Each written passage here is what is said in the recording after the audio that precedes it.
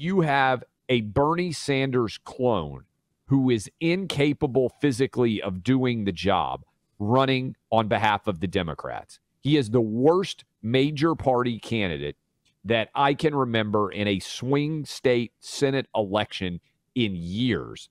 And that was before he had the major health concerns. Buck, in his 30s and 40s, he didn't have a job. He did not have a job. His parents paid for his family to live. He bought his house from his sister for $1. This is not a serious candidate in terms of life experience and success that you would want representing one of the biggest states in the country. He should step down.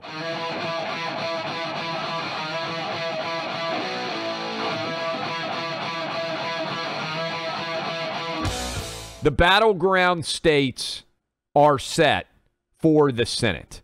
We have talked about them a lot. Well, I shouldn't say set because New Hampshire still has their primary in 6 days, and they will be picking who is going to run against Maggie Hassan, and she is a very vulnerable candidate. So New Hampshire to the side. We know Wisconsin. We know Pennsylvania. We know Georgia. We know Nevada. And we know Arizona. That's the 5 where the overall power and control of the Senate will be decided. The only one of those states right now where I would say Republicans are favored to lose, if you look at the betting markets, a seat that they already control, because the other seats outside of Wisconsin, we think our friend Ron Johnson, who is on the show later today, I believe, is going to be able to win his election. We'll let him talk with you guys about it a little bit later. But Pennsylvania would be a big flip for Democrats. Fortunately for Republicans, they picked in Pennsylvania, Democrats did, the worst candidate by far in a competitive election. This is one of the worst Senate candidates of all time. He's against fracking. He's against police being able to arrest and keep criminals behind bars. He believes men should be able to compete against women. Basically, John Fetterman is Bernie Sanders in a hoodie. That's what he would say. There's almost no separation between the two. All of John Fetterman's ideas are wrong. He's a poor representative for Pennsylvania. That was before he had a stroke in May. And we certainly on this show hope that he gets well. But he spoke on Labor Day. He's refused to debate Dr. Oz because, frankly, he can't speak. And if you thought Joe Biden hiding in his basement in the 2020 presidential election was bad, Fetterman is far worse. Listen to this clip from his speech on Labor Day in Pennsylvania to a group of union workers and tell me straight up, can this guy represent Pennsylvania in the Senate? Listen. Please understand the stakes in this race. Send me to Washington, D.C. so I can work with Senator Casey and I can champion the union way of life in D.C. Thank you very much, and it's an honor. I live 8 minutes away from here, and when I leave tonight, I got 3 miles away, Dr. Oz in his mansion in New Jersey. You've got a friend and you have an ally. Send me to Washington, D.C. Thank you very much. Thank you, Steelworkers. I just want to, when you saw this, Clay, I thought it had to be doctor. That was my initial reaction. I'm just being honest with everybody. My initial reaction was, don't comment on this, check this and make sure, because I thought maybe it was like remember the Nancy Pelosi drunk slurring video edited, and then CNN tracked the guy down and he was like enemy of the state, whoever it was, for a day because he made fun of Nancy Pelosi, basically. This is real. We should put it up at clayandbuck.com so people should see this, because when you see the visual, it's even more jaw-dropping, honestly. You say speak. He's not up for this, guys. And now this is the logical next step in what we saw with Joe Biden. I assumed that Joe Biden wouldn't be the Democrat nominee, never mind actually end up being president, because I thought, guys, he's had too many of these moments where he's First of all, he's just too old for the job. He's just too old for the job, as we know. And he's not like an 80-year-old who's running ultra marathons and doing 100 push-ups at a time and can, recite Shakespeare without missing a beat. He's Joe Biden. We've all seen it. They don't care, Clay. I mean, we are at this next phase of leftist politics where the Democrat Party has decided that whatever they have to do for whoever the candidate is, it's not even a cult of personality thing, because it's like, oh, you all vote for Trump. And whoever it is, if there's a D by their name, they will justify it. They will say this is fine. They will say this person is suitable for the job. And I mean, on the one hand, it's the same way I feel about Biden.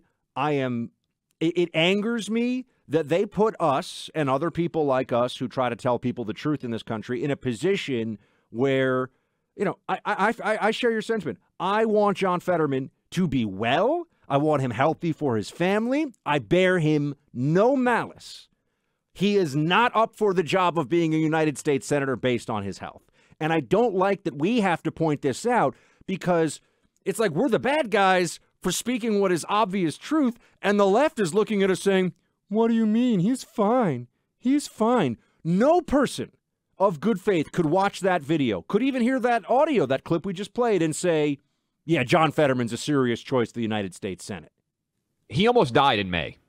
And we are, again, glad that he is alive, and I hope he gets well.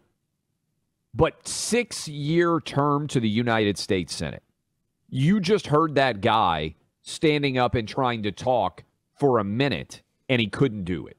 And if you think, well, that was just a bad speech, that's not representative of what he's really like, then he should go debate Dr. Oz, which he has refused to do because he has major mental blocks, it appears, as a result of his stroke and is having difficulty saying what he means. Again, a lot of you out there probably have had family members who have gone through medical issues like these. That is difficult. We want him to get better.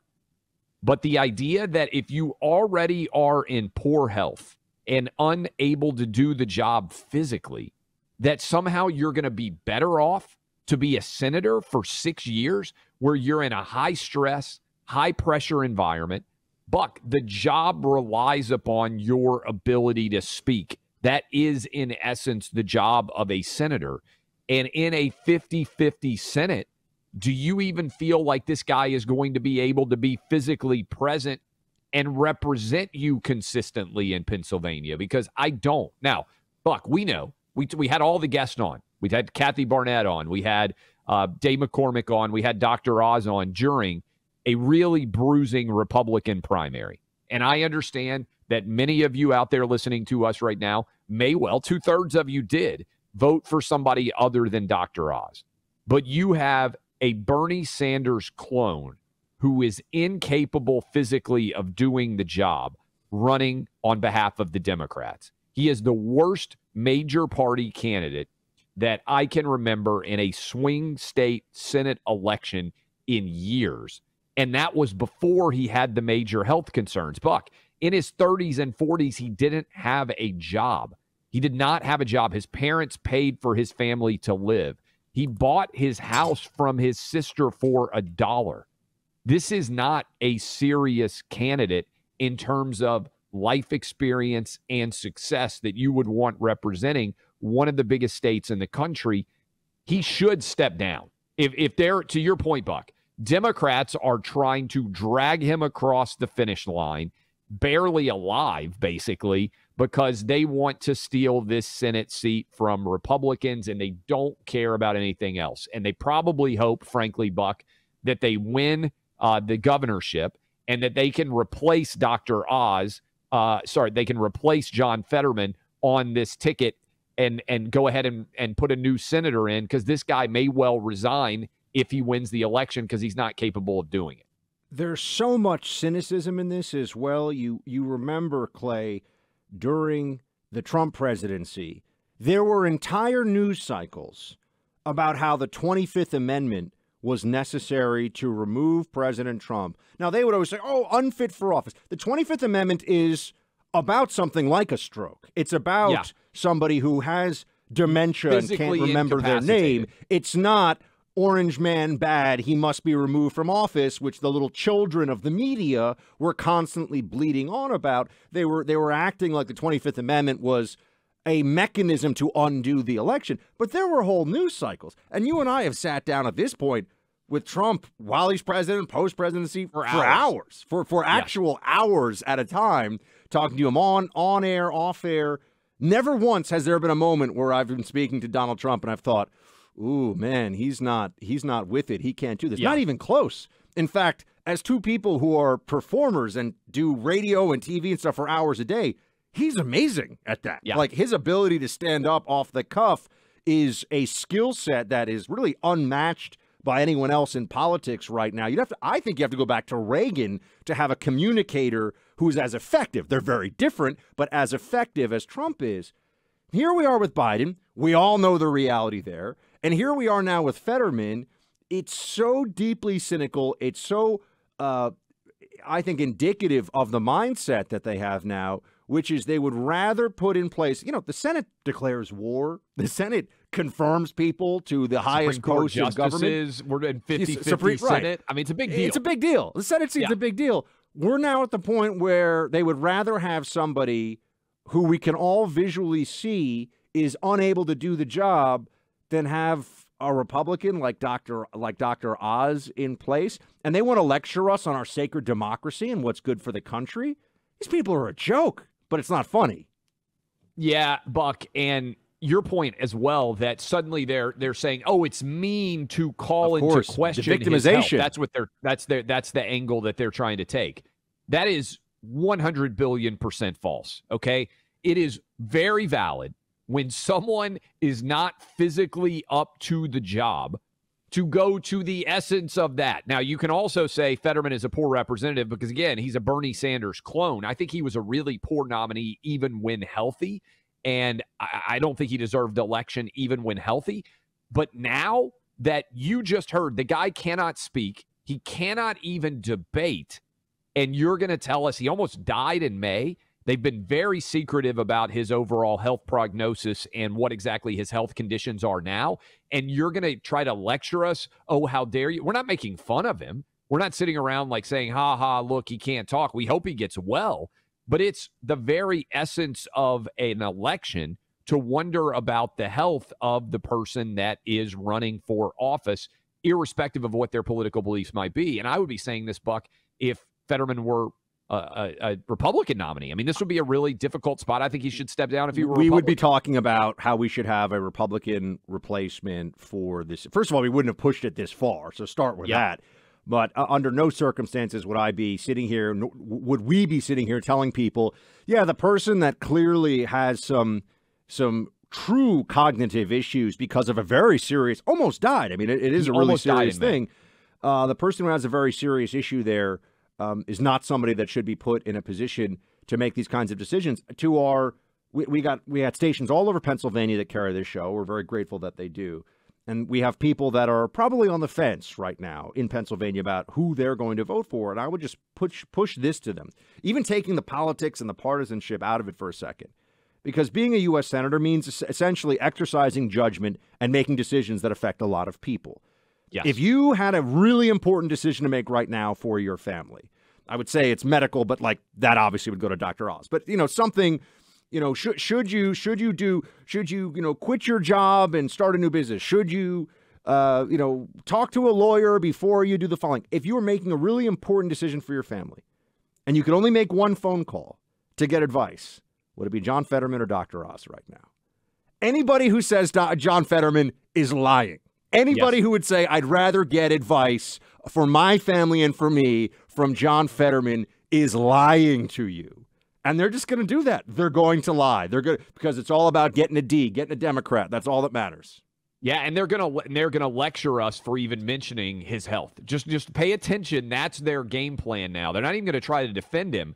They're just going to attack the idea that this could ever be raised as an issue. And I want to remind, not only are they deeply disingenuous and dishonest about this, as you are pointing out, Clay, I remember the late night shows, they're making jokes about Cheney heart attacks all the time.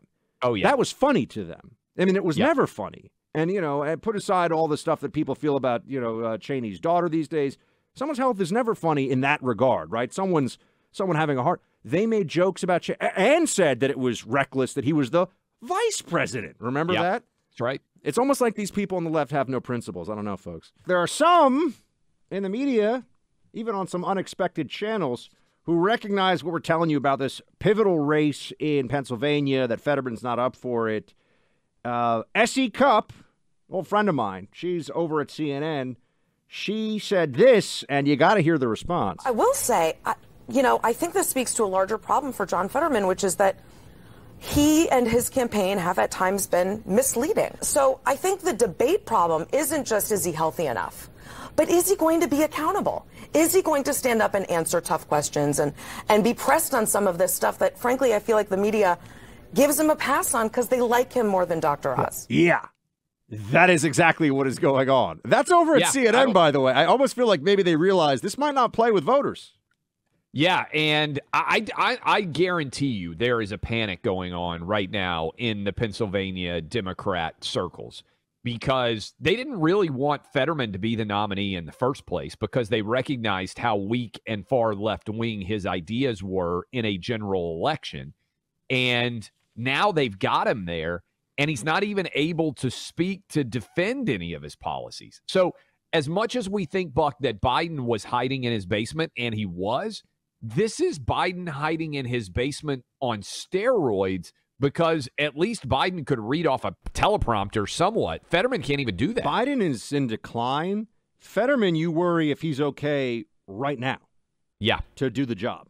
That's right.